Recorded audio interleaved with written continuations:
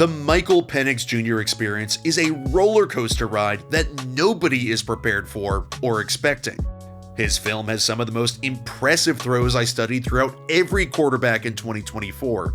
But at the same time, there are misses that are equally as frustrating. I'm not sure if I should be all in or completely out on him. His film is wild, his stats are wild. The Falcons have a supporting cast that could help any decent quarterback take off, but Penix might not ever get off the ground. Of course, he's only started 3 games, so we don't have a complete picture of him by any means, but the film is the film, so let's dive in. His average depth of target, how far down the field he throws on average, was second in the league at 10.6, literally averages throwing more than a first down every single play, which would at least partially explain his horrible 58 completion percentage, 44th highest last season, but he also had the second highest bad throw percentage in the NFL and the second lowest on target percentage. However, what's enticing about him, he had the highest big time throw percentage in the entire NFL. Big time throw percentage is a stat from Pro Football Focus defined as a pass with excellent ball location and timing, generally thrown further down the field and or into a tighter window. Basically, they're awesome throws down the field into tight windows. I personally don't always love or completely agree with PFF's grading system, but there's still some value to it. You can't just throw it out completely, just take it with a grain of salt. But you can see it on film, Penix has some of the damnedest throws I've seen all season. He is the big game hunter. As the OGs of this channel know, stats can only get us so far. The film is the film, and that's where the real answers lie. But before we dive deeper, I need to get out of my mother's basement, so thank you to Arena Club. Arena Club is a platform that reinvents trading cards with a digital experience. As a kid, I loved collecting any cards I could find, any sport, Pokemon, Magic cards too, really anything I could get my hands on. And my favorite part was the moment I got a new pack, just opening it could be anything. That's why Arena Club is awesome. I can buy slab packs right on arenaclub.com, because anytime I want, I can get that same feeling, that same rush. It brings me back to my childhood, but now it's updated with a new twist. You can even trade the cards too. Everybody can see what you've got, you can see what everybody else has. Anything you did with your friends as a kid, now you can do with everybody. Arena Club is revolutionizing card collecting, and right now you can get 20% off your first slab pack or card purchase by going to arenaclub.com/Rollins and use code Rollins. By far, his craziest throw came against the Panthers, which showed off every one of his rare qualities: his accuracy, arm strength, anticipation, and aggression. The Panthers are showing this too high safety shell, but Penix still wants to gather more key information. This coverage could either be 4 deep quarters cover 4 zone, where each safety and cornerback has a quarter of the field deep, or 2 deep cover 2 zone, where each safety has an entire half of the field deep, and the cornerbacks are more pressed up on the receivers and banging them up the line. Look at how early Penix throws this ball.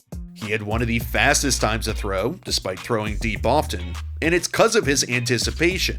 The Falcons are running this branch concept, where the branch route beats cover 4 zone, because the apex defender is leveraged inside, and the go route beats cover 2 zone, because of the space in between the corner and safety, the turkey hole, Penix's favorite route in college. You can see him fake the snap and look directly to his left. This is to see if the cornerback jumps back to drop into cover 4, or if he's staying put in cover 2, which he does. So when Penix takes a snap, sees the safety dropping into a deep half, while knowing the cornerback is in the flat, he knows the vertical route is good to go. But that's not to say it's an easy throw by any means. Look where he puts this ball. Insanity. He even puts it back shoulder to keep it away from the charging safety. And let me tell you this right now, half the quarterbacks in the NFL wouldn't even attempt this throw, let alone dream of completing it. Penix has shown impressive processing even in just the first 3 games, and that, paired with his arm strength, are the 2 qualities that will define him as a great quarterback, if he gets there. The Falcons come out with this funky 4-receiver to one side formation, which forces the Commanders to quickly audible.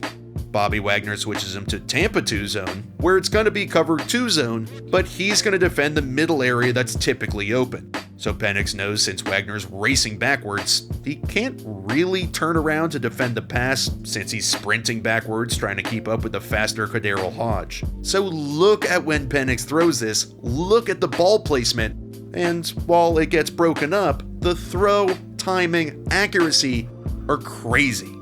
He has some really hot spots where he almost never misses. As I said, when he's on, it looks prettier than anybody.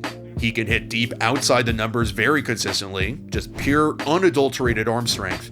And then he has some fantastic backside dig throws where he's reading to one side, then in rhythm comes back and throws a route he basically can't see at all.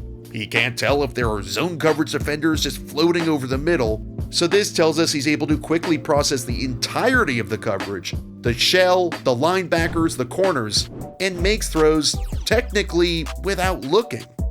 But, and there's a big but, and I cannot lie, as I said, the bad throw percentage is sky high, the on-target percentage is rock bottom. Penix is just simply flat out inaccurate on most throws. You turn on any of his 3 games, there are a lot of wild throws to open receivers that he simply just misses. The primary issue is something I talked about in my Penix scouting video last year. He is seemingly incapable of touching or pacing the ball to his receivers. That means putting some air under the ball and letting his guy run under it, instead of lasering balls on a line, which actually also raises the difficulty level for him. Here is his deep go ball to Hodge, where Penix correctly sees it's one-on-one, and Hodge is even with the corner, so he's leaving. The problem is, if you laser this ball like Penix does every single play, you have to be pinpoint accurate with where you're throwing. Because it's not lofted, Hodge can't adjust to it as much, so Penix has no room to miss. Hodge can't reroute to the ball at all. Here he does a good job holding the red line, where he's trying to maintain some space between himself and the cornerback, so if Penix lofts it outside, Hodge can stay up the field, then tail off towards the ball where there's still space. Well, because Penix throws these lasers, Hodge has no time to adjust, so it makes it harder for Penix because he has to basically throw it to one very specific spot just over the cornerback, just off the ground, and it leads to a lot of problems.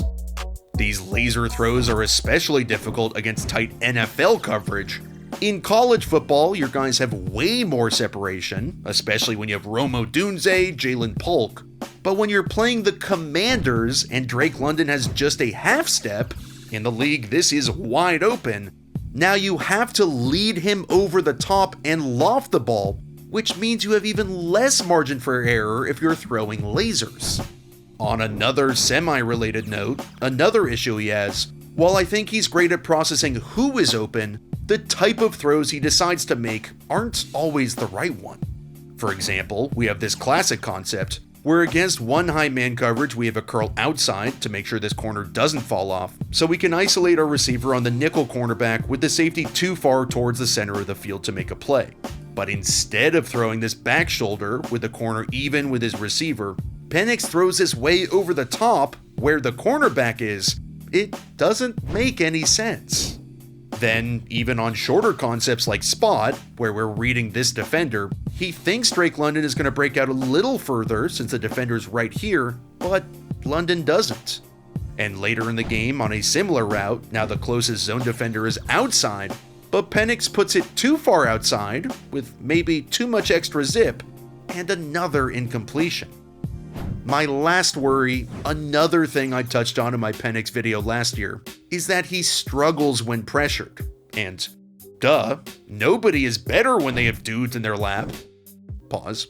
But comparatively to all the other NFL quarterbacks, Penix's stats take the wildest leaps up and down.